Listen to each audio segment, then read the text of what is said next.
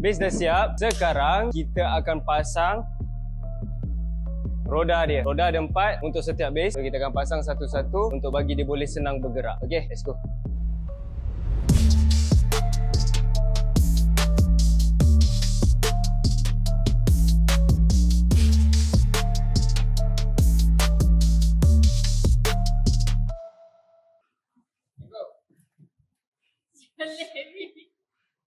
Boleh. Alamak.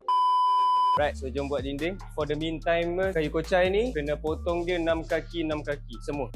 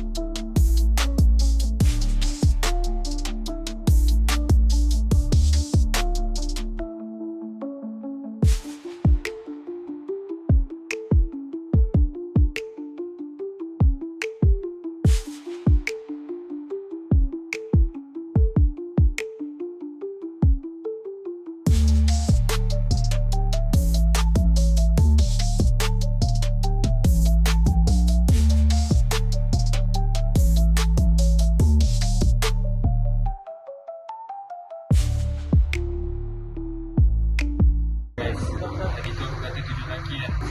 7-8 kaki. 8 kaki dengan dipotong lah. Kalau tak, aku risau macam buat pintu rumah. Mana kalau tak buat.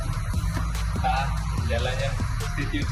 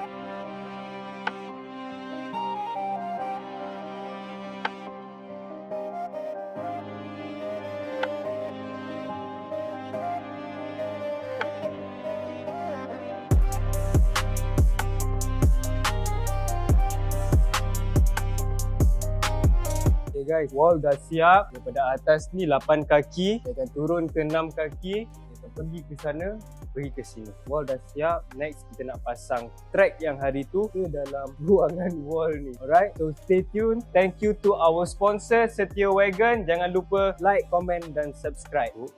Bye bye.